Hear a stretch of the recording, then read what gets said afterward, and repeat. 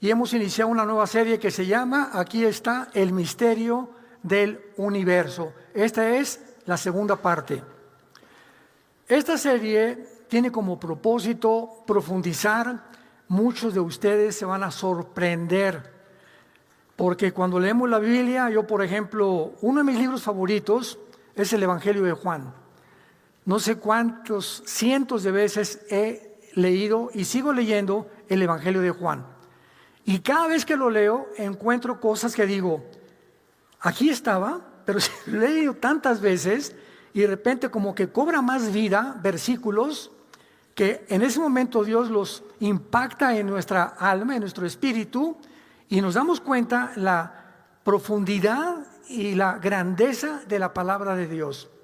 Entonces, mientras más escudriñamos la Biblia, mientras más la estudiamos, mientras más la buscamos en ella respuestas, Dios nos la va a dar. Rápidamente, en la primera parte, cubrí todo el aspecto de que no hay un solo libro en el mundo y en los billones de volúmenes de literatura que existen, llámese de filósofos, de política, de personas de física, de química, de genética, de la rama de la académica que tú me quieras mencionar. No existe un solo libro en el mundo, ni tampoco existe una sola persona, un solo autor, un solo guía, un solo líder religioso que pueda compararse con la Biblia y con la persona de Jesucristo. En ningún libro vas a encontrar el origen del universo.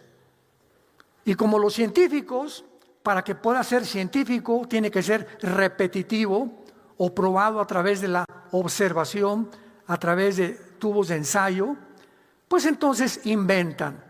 Entonces, ¿qué inventaron? Hace más de un siglo, hubo una explosión, el Big Bang, y explotó el universo y todas las cosas salieron por ahí y así se formó el universo.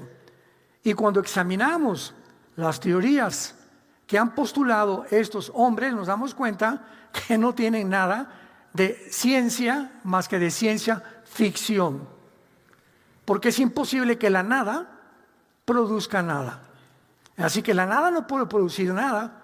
Muy bien, ¿y esa explosión quién la hizo? Y la explosión no produce que las piedras o la materia piensen. Y nosotros somos criaturas pensantes, conscientes de lo que nos rodea. Entonces, por más que estemos buscando, nunca vamos a encontrar respuestas de dónde venimos, quiénes somos, ni a dónde nos dirigimos. Y una de las preguntas más grandes también que hay ahorita, en los últimos años, yo diría en los últimos 10 años, es que se ha llegado otra vez a tratar de organizar sesiones, investigaciones, fundaciones que se han llevado a cabo para determinar a los extraterrestres. Hace 4 días, 5 días en Estados Unidos, en Washington, se juntaron científicos con políticos para firmar de testimonios de pilotos por aquí y por allá, que los ovnis son objetos voladores ya no identificados, sino que están seguros que están tripulados por seres de otros planetas. ¿Qué dice la Biblia acerca de la vida extraterrestre? ¿Acaso realmente los cristianos conocemos el universo? Rápidamente me adelanto a lo que vamos a desarrollar con mucha calma. El universo está formado de la siguiente forma. Alrededor de la Tierra tenemos el primer cielo, porque la Biblia menciona 3 cielos, lo vamos a ver, 3 cielos. El primer cielo es de la atmósfera hacia abajo, es el cielo de las aves, es el cielo que llega de la corteza de la Tierra aproximadamente 8 kilómetros, donde ya no hay oxígeno. Ya los alpinistas, ya cuando llegan una montaña a los 7,500, 8,000, ya no hay oxígeno. Hasta ahí llega la atmósfera, muy bien. De la atmósfera sigue el segundo cielo, que se llama el espacio sideral. Y la Biblia, lo vamos a ver, usa otro nombre que es el firmamento. Lo vamos a ver con calma. Entonces, toda esta segunda parte de la Tierra es el espacio sideral y es el espacio donde opera Satanás. sus ángeles caídos y sus demonios. Efesios 2, del 1 al 2. Se le llama el príncipe de la potestad del aire. Entonces Satanás tiene acceso al segundo cielo y al cielo atmosférico de nosotros.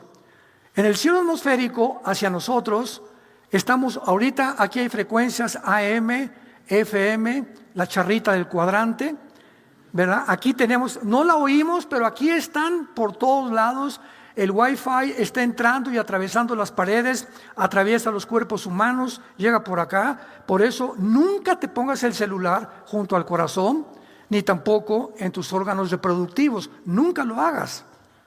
¿Por qué? Porque emite radiaciones y son frecuencias que afectan al ser humano. Tampoco te pases con el celular hablando más de 30 segundos aquí. Ponle el altavoz y ponlo y escúchalo. No estés ahí con doña Periquita 10 minutos, por el amor de Dios. Sobre todo a las mujeres, que son las que les encanta hablar, ¿verdad? Entonces hay mucha información que ahorita tenemos nosotros que entender y por qué opera como opera. Muy bien, ahora muy bien, entonces tenemos la atmósfera donde estamos llenos y como Satanás es el príncipe, la potestad del aire, las frecuencias que existen de la televisión y de los radios, ¿quiénes creen ustedes que las controlan? Los poderes de la maldad, el príncipe de las tinieblas. Entonces, una manera en la que Satanás opera sobre nosotros, los seres humanos, es invadiendo, influyendo a estaciones de televisión, de radio, etcétera, etcétera, de comunicaciones, de redes sociales, influyendo sin que nos demos cuenta, con frecuencias. Dice la Biblia que muchos se apartarán de la fe, 1 Timoteo 4:1, escuchando a espíritus engañadores. ¿Cómo que escuchando? ¿Qué nos hablan los demonios? Bueno, de cierta manera sí, no los oímos, pero ellos envían frecuencias a nuestro cerebro que se convierten en ideas, porque no hay ninguna idea que no haya tenido un origen, no aparecen de la nada. Por ejemplo, cuando Carlos Marx, 1850-54, en el siglo XIX, llegó a una conclusión en su libro, ¿verdad?, sobre el marxismo y el leninismo, etcétera, etcétera, la solución para los problemas humanos es la lucha de clases. Mira, vamos a fomentar esta idea que si la clase del proletariado derriba a la burguesía, a los ricos hay que perseguirlos porque ellos son los causantes de tanta pobreza. Vamos a terminar esta clase, vamos a quitarles el poder y vamos a repartir las riquezas y va a haber igualdad y va a haber paz.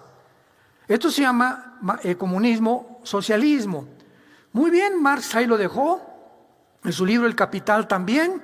Llega a 1917, fíjense, pasaron más de casi 25, 30 años para que un hombre llamado Lenin, Nikolai Lenin, organice la revolución bolchevique en Rusia y ponga en práctica todo lo que escribió Marx en su libro. Marx no hizo nada en la práctica, ahí lo dejó escrito nada más.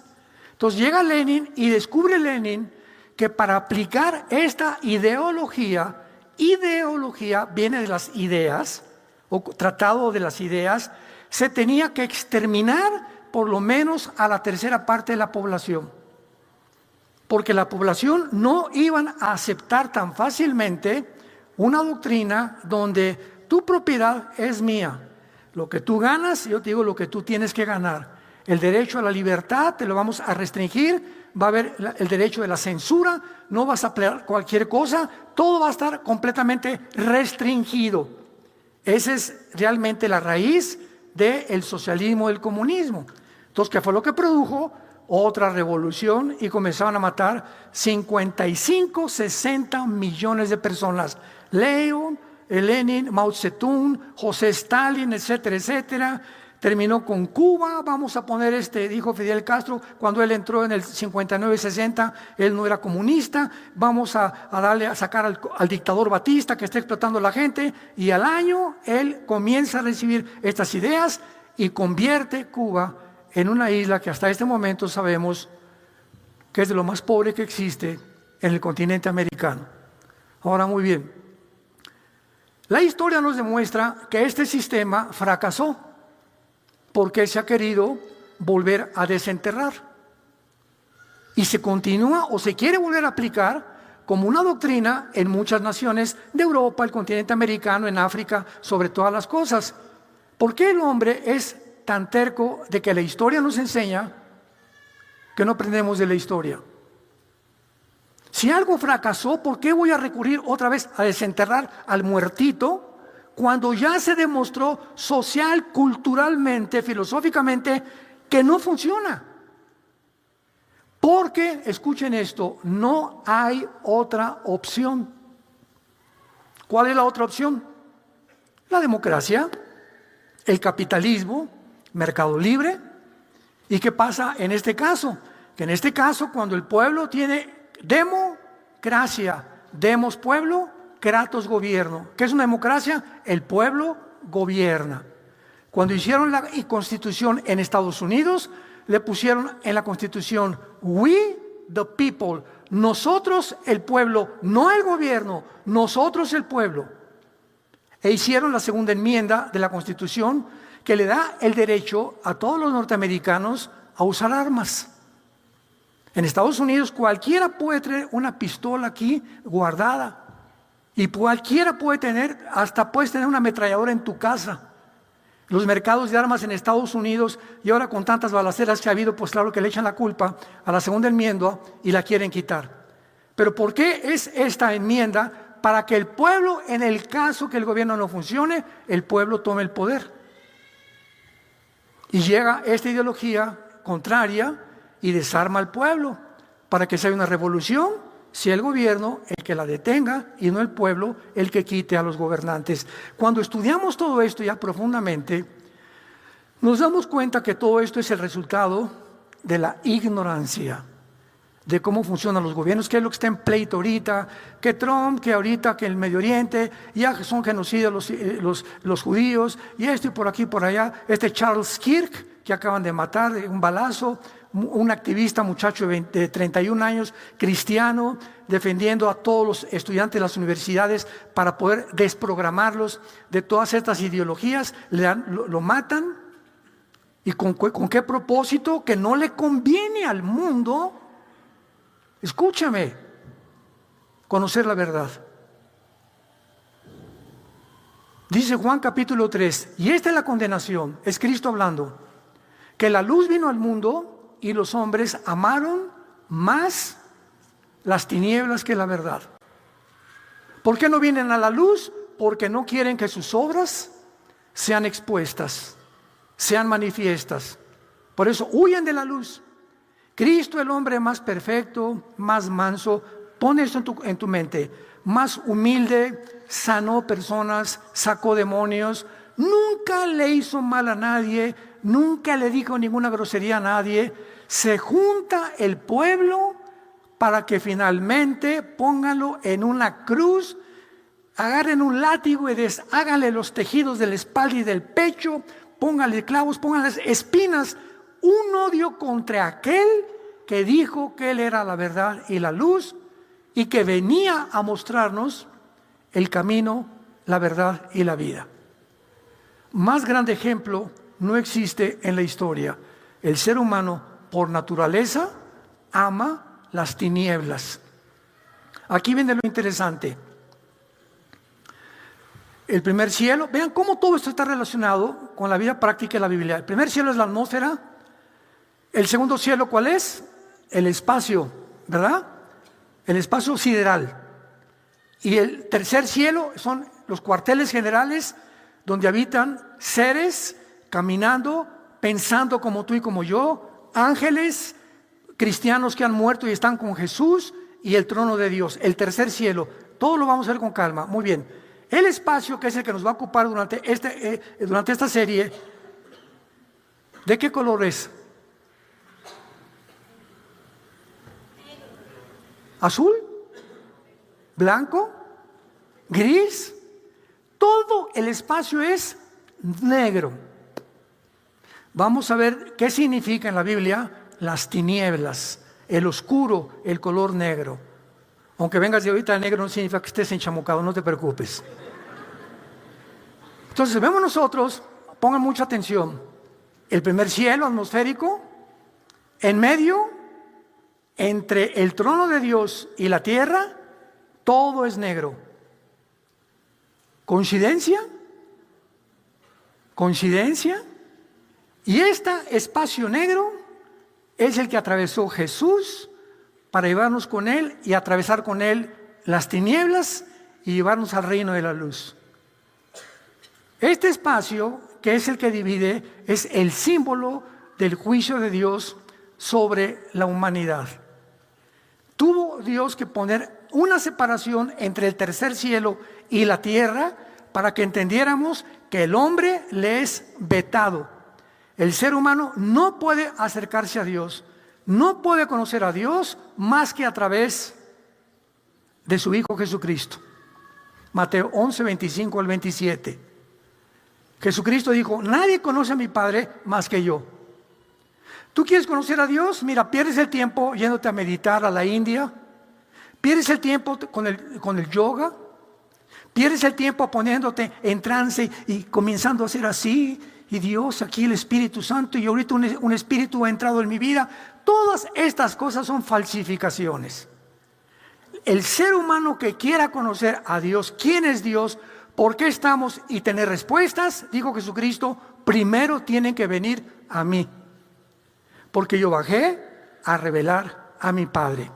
Veamos rápidamente este versículo, porque es un versículo muy importante que tú tienes que subrayar ahí en tu Biblia. Mateo capítulo 11, versículo 27. Todas las cosas me fueron entregadas por mi Padre, y nadie conoce al Hijo, nadie, sino el Padre. Ni al Padre conoce a alguno, sino el Hijo y aquel a quien el Hijo lo quiera revelar. ¿Quieres conocer a Dios? Conoce primero quién es Jesús. Si tú no conoces a Jesús, el Dios que tú me hablas no es el Dios de la Biblia. Una vez una persona me dijo: no, es que yo también creo en Dios. Y le contesté: el diablo no es ateo. Santiago capítulo 2 en la Biblia dice: los demonios creen y tiemblan. ¿Pero de qué les sirve creer? Entonces, cuando me dijo: yo también creo en Dios, le pregunté: ¿en cuál? Porque los hindúes tienen 7 millones de dioses. Krishna, Vishnu y Shiva son los principales. Los musulmanes no son ateos, creen en Alá. Entonces el budismo es la única religión que es atea. Pero ¿cómo se puede considerar el ateísmo en el budismo como una religión? Porque se supone que si es una religión tienen que creer en Dios. No es así. El comunismo también es una religión. ¿Se dan cuenta cuánta ignorancia? Yo me acuerdo cuando comenzamos a ir a las universidades en los 90s, cuando fui a la Facultad de Filosofía y Letras en la UNAM, en el 94, 95, me acuerdo más o menos, que me dijo uno de los subdirectores, porque uno de los estudiantes se convirtió en un desayuno, hacíamos desayunos en el Hotel María Isabel en aquel tiempo, y un estudiante de filosofía convenció al que daba la cátedra en la UNAM que me invitara para hablar de la Biblia y la filosofía. Entonces le dijo el encargado de la cátedra que quería hablar primero conmigo, porque quería saber cómo pensaba antes de invitarme. Entonces, un día anterior me invitó a tomar un café en un Vips, ahí por Avenida Universidad, y me preguntó inmediatamente: mire, quiero que sepa que la educación es laica en México, así me dijo, y que no queremos que venga usted a hablar de ninguna religión. Le dije: discúlpeme, ¿verdad? Pero es una grande equivocación creer que la Biblia es un libro religioso. La Biblia no es un libro religioso. La Biblia es el libro que tiene la información más grande y más profunda de química, matemáticas, biología, estadísticas, filosofía, antropología, paleontología, psicología y cualquier rama académica que usted me quiera mencionar. Es una grande ignorancia que me diga usted que la persona que trae la Biblia es una persona religiosa. Porque hasta el diablo le dije: trae la Biblia y no cree en Dios. Entonces, me dijo: ¿entonces qué va usted a hablar? Demostrarles a los estudiantes que la filosofía de la Biblia, ¿qué es la palabra filosofía? Amor a la sabiduría.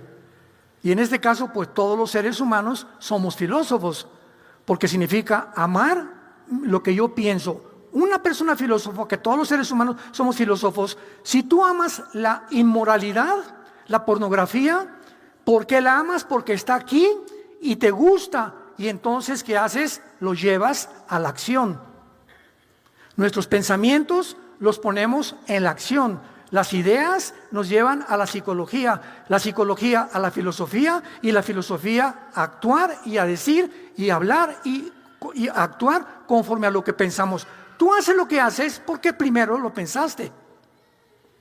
Si tú eres una persona perversa, es porque amas la perversidad en tu mente. Si no puedes ver a una muchacha y la desvistes desde que tú la ves a una muchacha de los pies a la cabeza, es porque en tu mente está perversa. Porque amas esos pensamientos. Entonces actúas conforme a lo que piensas. Entonces tu filosofía, ¿qué es? La inmoralidad. Entonces todos somos filósofos de alguna forma, porque todos amamos algo en nuestra mente. Dios baja al mundo, manda a Jesucristo, nos deja la Biblia y me dice: Armando, quiero sacarte todas las programas que tienes en tu mente, que pusieron tus maestros, tu abuelita, tu madrina, tu compadre, tus amigos. Estás envirulado. Nacimos envirulados, porque la mente es como una computadora.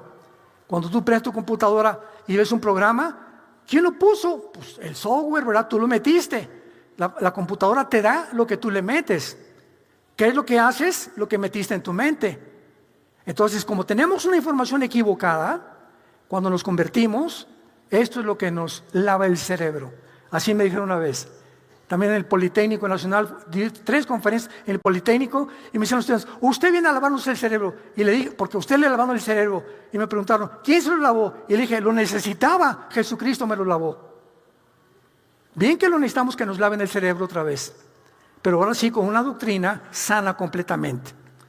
Entonces es muy lógico, ¿verdad?, que nosotros podamos entender, cuando venimos a la Biblia, por qué el ser humano se encuentra al borde de una tercera guerra mundial.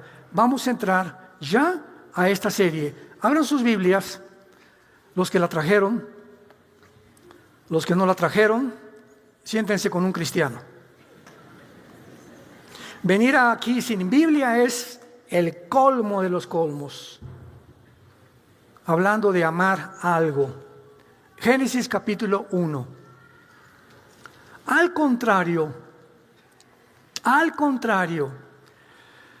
de lo que nos enseñaron nuestros maestros, escúchenme, jóvenes universitarios, o si hay maestros aquí, escuchen esto.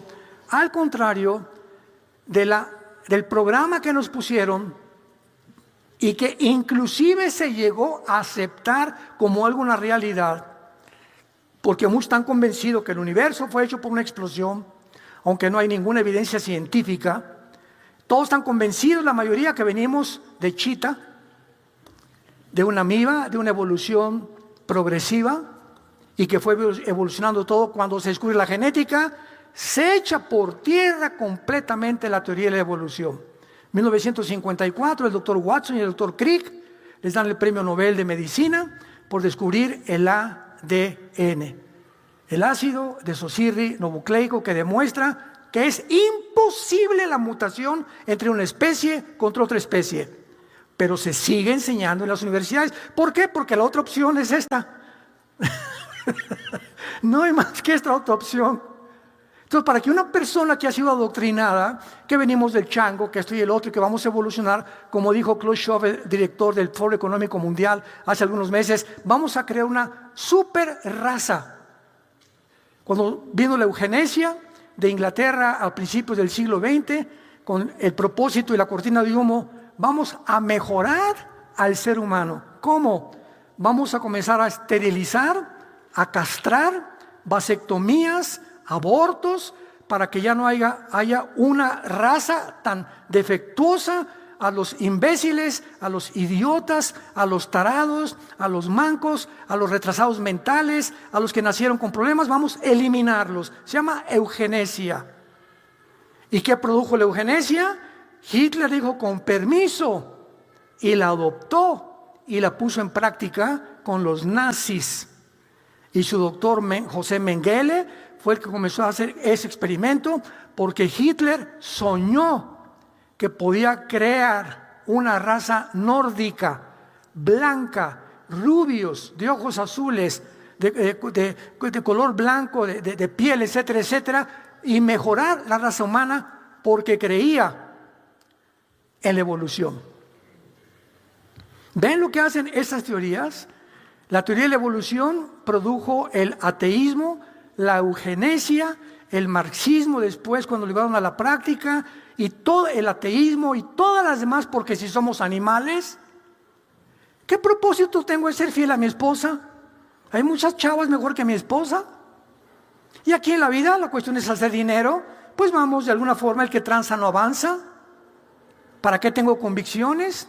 ¿Para qué tengo que morir como mártir por mis ideas? Como murió este muchacho Charles Kirk hace algunos días, muchacho de 31 años, que se pasó defendiendo a Jesús, a la Biblia, a las universidades, tratando de desprogramarlo. Lo mataron, claro, porque el mundo odia la luz, la verdad.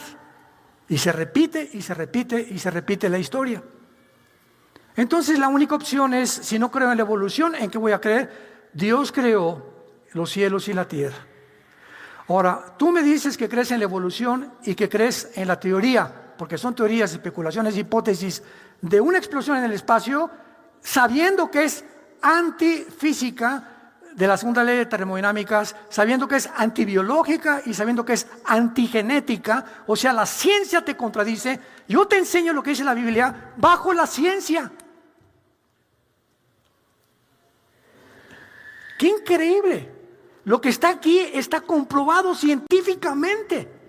Y es el propósito de lo que vamos a estudiar. Porque ya es hora que despertemos y que creamos a la verdad. Porque es el mundo, las tinieblas van a hacerse más densas. Escúchenme, las tinieblas van a ser cada vez más densas en todos los países del mundo. Estamos en un punto en la historia donde la balanza del poder se va a cambiar. Y van a suceder cosas que nunca nos imaginábamos que iban a cambiar. Veamos ahora lo que dice la Biblia de la creación. Versículo 1. Comenzamos con el versículo 1. Comenzamos con un solo versículo. En el principio, el tiempo. Creó Dios los cielos, la materia y la tierra. Vemos aquí los tiempos de la física, la materia, el tiempo y el espacio. En un solo versículo se encuentran los tres términos que definen la vida: espacio, tiempo y materia. Y aquí lo dice en el primer versículo, número 1. Número 2. En el Antiguo Testamento, la Biblia fue escrito en hebreo. Y las palabras hebreas son 22 letras en hebreo. Cada letra tiene un símbolo numérico. Cada letra tiene un símbolo numérico, igual que el griego. Son los dos únicos lenguajes que tienen una simbología numérica, simbología detrás de cada letra. Por eso cuando dice Apocalipsis que el anticristo va a marcar con el 666, entonces ese 666 representa 3 letras. Y es lo que dice: el que tenga sabiduría cuente el número de la bestia. ¿Por qué? Porque el griego también tiene simbología numérica. Muy bien. Estas letras del primer versículo son 7 en el hebreo, que son Bereshit, Elohim, Bara, Et, Samayim, Et, Aretz. En el principio, en el hebreo, Dios hizo los cielos y la tierra. Síganme con mucho cuidado. Cuando entramos a la representación, vean lo que está escondido en la Biblia. Cuando entramos a buscar, a investigar estas palabras originales hebreas, encontramos Bereshit, Elohim, Bara, Et, E-T-H. Esa palabra en el hebreo es Aleph Taf, que es el A, el alfa y el omega, el A y la Z, el alfa y el omega en el griego, Taleb Taf en el hebreo. ¿Qué significa? Jesús. Yo soy el primero y el último. Desde que comienza la Biblia, Dios nos muestra, te voy a dar un libro que te voy a enseñar el principio, cómo comenzó todo. La historia humana desde que comenzó todo, y te voy a demostrar con la Biblia y a través de toda la historia cómo va a terminar el mundo. Si Él es el principio, pues tiene que saber el final. ¿Y dónde nos encontramos nosotros? En medio, ¿verdad? Porque nos estamos acercando ya al final. Y si hasta ahorita que estamos nosotros en medio, hemos visto que todo lo que la Biblia dice que iba a suceder, ha sucedido al pie de la letra. Lo que falta por suceder, y lo encontramos aquí, tiene que suceder al pie de la letra también.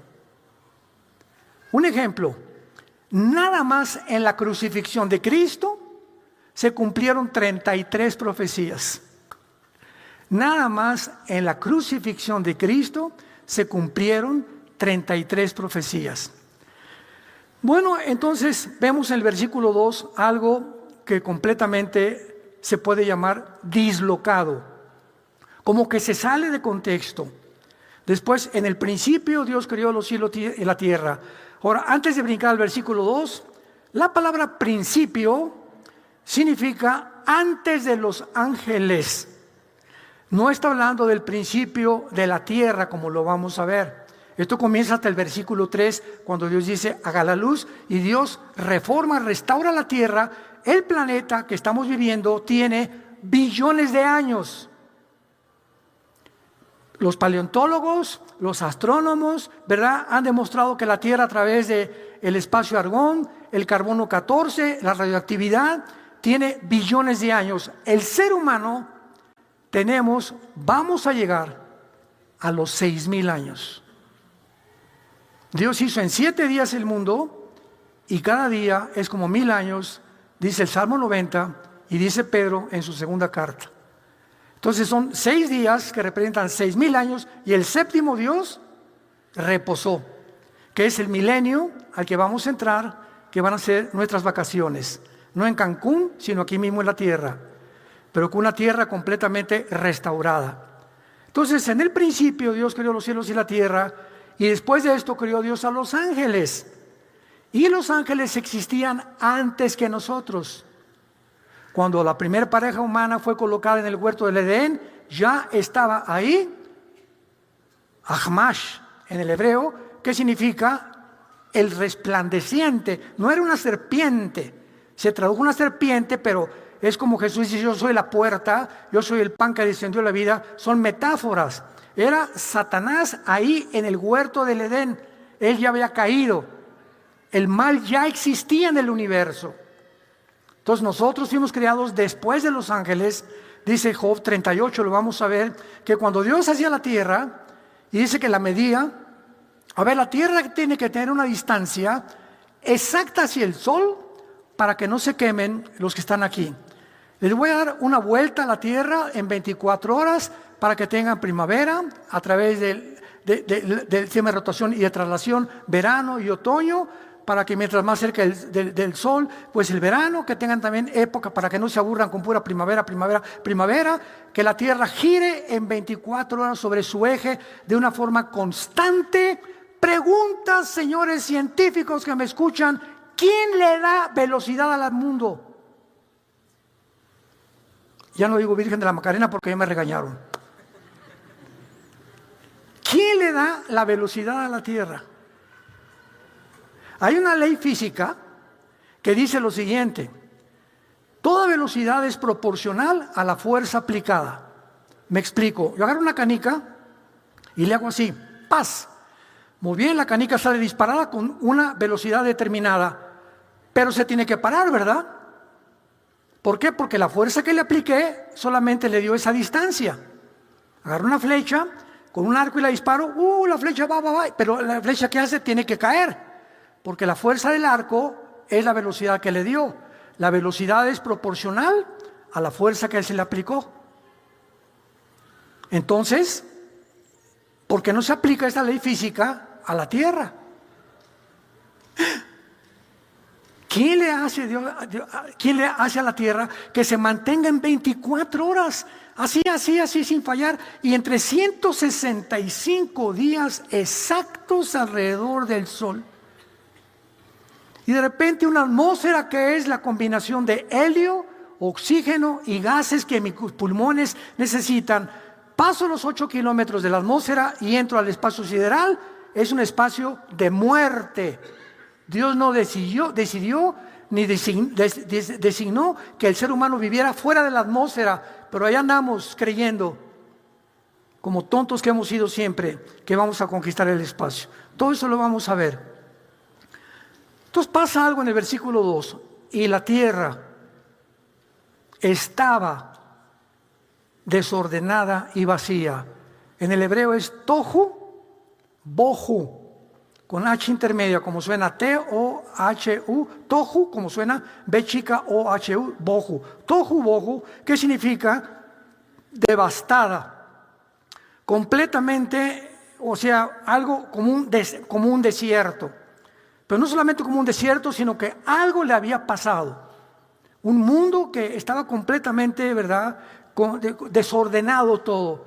Y Dios no creó originalmente así la tierra. Y las tinieblas, por primera vez, que va a ser la base de nuestro estudio en el universo, las tinieblas, el espacio sideral, lo que esconde bíblicamente el espacio entre nosotros y Dios. Y las tinieblas estaban sobre la faz del abismo, y el Espíritu de Dios se movía sobre la faz de las aguas. Pregunta. En el versículo 1 aparece la Biblia seca. La palabra tierra en el hebreo es eretz. E de Enrique, R de Raúl, E de Enrique, T, Z. Eretz, así como suena. En el versículo 2 aparece la tierra cubierta de agua. ¿Cómo se inundó la tierra? Y lo primero que hace Dios es tener que separar las aguas de las aguas para hacer la atmósfera que quedara bajo las aguas del mar y creara la atmósfera entre el espacio sideral y nosotros.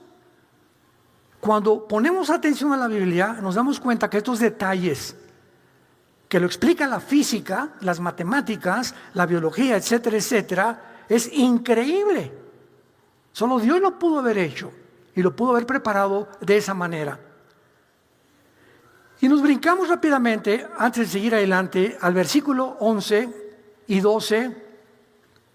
Yo le llamo el acabose.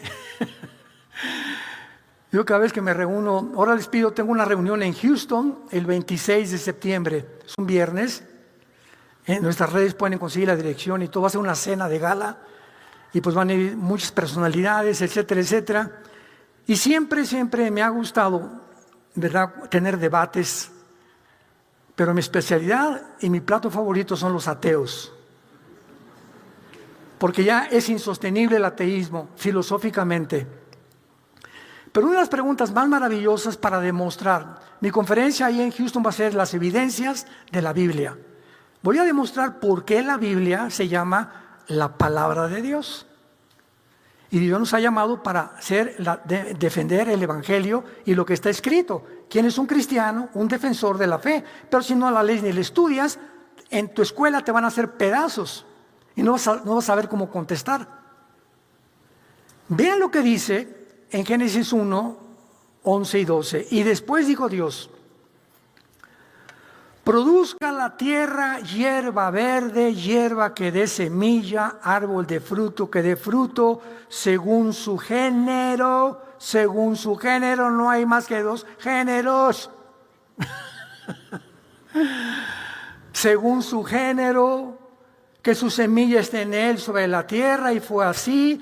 Produjo la tierra hierba verde, hierba que da semilla, según su naturaleza, árbol que da fruto cuya semilla está en él, según su género. Y vio Dios que era bueno, y fue la tarde y la mañana el día tercero. Les explico.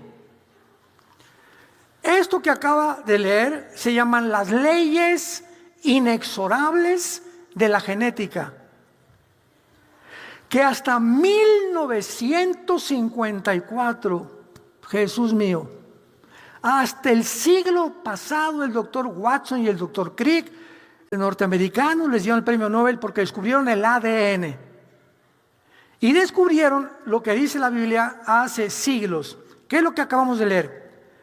Las uvas van a tener en su semilla un ADN que va a producir esa semilla los minerales, los nutrientes que solo la semilla de la uva va a tener. La naranja va a tener en la semilla ahora sí podríamos llamarle un chip o un programa es mejor la palabra, para que pueda producir naranjas, el color amarillo de las naranjas, y para que tenga los minerales que no va a tener la uva. La manzana, la reina de las frutas, va a tener esto, y todo está escondido en su semilla. Tú no puedes sembrar una semilla de manzana que te dé naranjas. ¿Por qué? Porque solo la semilla de la manzana tiene el ADN, tiene el programa para que sea conforme a la semilla que tú sembraste. Los perros van a tener un esperma para que se cruce con una perra y nazcan chivos, borregos. No, que nazcan caninos. Hay Bailler y hay Golden Doodle y hay Doberman, pero son caninos. Los equinos, los caballos, hay caballos de árabes, hay caballos de cuarto de milla, hay caballos de carrera, hay caballos de salto, pero son equinos. Nunca cruzas un caballo con una burra. ¿Por qué? Porque cuando la burra vaya a parir, va a parir una cosa híbrida, una mula. Y la mula se quedó solita, nació híbrida, porque se violaron las leyes de la genética. No se pueden mezclar dos semillas, un perro, el ADN del perro con el gato, ni la jirafa son jirafas, no se mezcla con el hipopótamo. ¿De dónde sacan que todos venimos de chita? ¡Qué ridiculez! Eso es ciencia ficción. Las leyes de la genética lo contradicen, pero lo siguen enseñando por el amor de Dios. Jesús, María y José y el burrito que las acompaña. Lo siguen enseñando como si fuera científico, porque no tienen otra opción. Tienen que lavarles el cerebro a nuestros hijos para que salgan adoctrinados, y pues sí, venimos de evolución y vamos a mejorar la raza y esto y el otro, y es la forma en la que ellos desencadenan completamente y se desvían y se los lleva el mundo, porque nunca conocieron la verdad. ¿Cómo es posible que desde que esto está escrito hasta 1860 Mendel, un monje, hizo los primeros experimentos con chícharos de las leyes de la herencia? Comenzó a buscar chícharos y vio que si un chícharo verde se cruzaba con otro, nacían verdes. Ni en las plantas se pueden cruzar tampoco. Una higuera va a producir higos. Jesús dijo: por el fruto lo conoceréis. La manzana produce manzanas, el papayo produce papayas, etcétera, etcétera. Porque a cada fruta, a cada esperma, a cada jirafa, a cada pez, a cada ave, Dios le puso un programa para que se reproduzcan conforme al programa que Él les implantó. Y así es como vemos nosotros que la naturaleza se reproduce. Entonces, después de que vemos esto, vemos rápidamente el capítulo 1, versículo 26 al 27, que Dios dice, después de que hizo todo esto, que nos puede llevar un año estudiando con detalles lo que hizo Dios: hagamos al hombre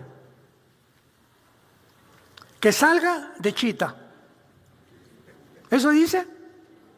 Que salga y se reproduzca de una amiba, y que se reproduzcan todos los seres vivos y las aves y los peces, todo, de un solo esperma.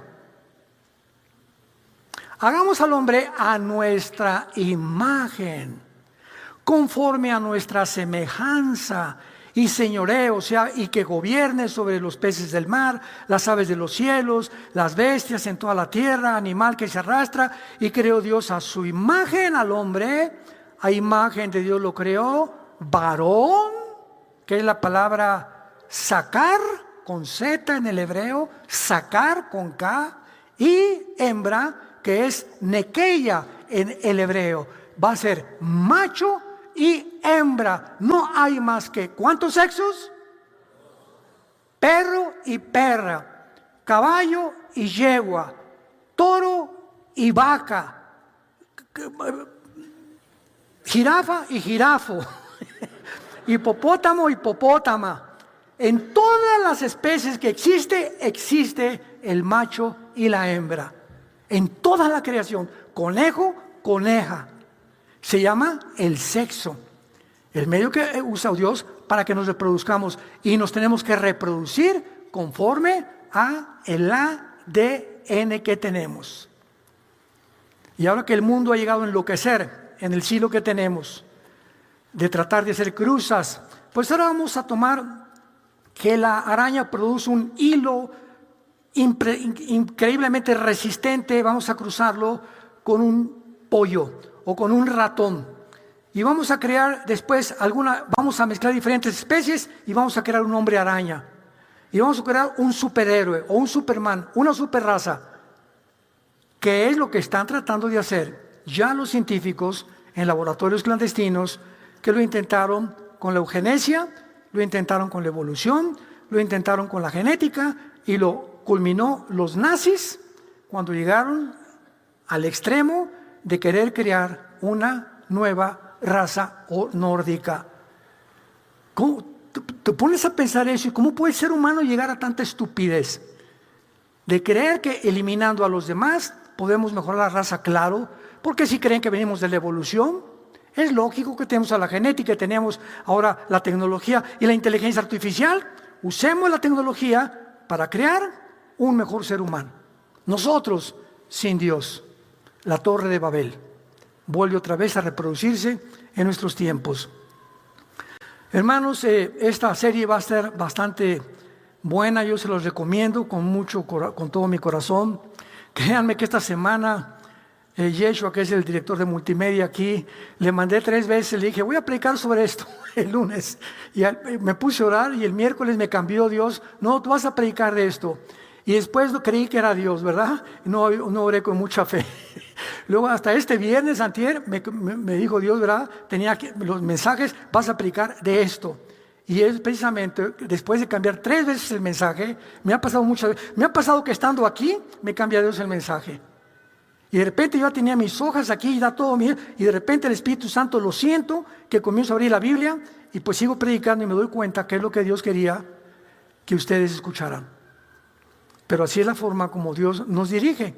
Y esta serie, créanmelo, Dios me ha impactado profundamente, porque es el tiempo de conocer muchas verdades. Pero si no comenzamos con la Biblia, con la A, la B y la C, ¿cómo quieres explicarte? Ay, ¿por qué Dios esto? ¿Y por qué Dios manda matar? ¿Y por qué los tsunamis? ¿Y por qué el holocausto? Oye, si no entiendes las cosas elementales y terrenales, si no entiendes los quebrados, las sumas y las restas, ¿cómo quieres entender el álgebra o el cálculo diferencial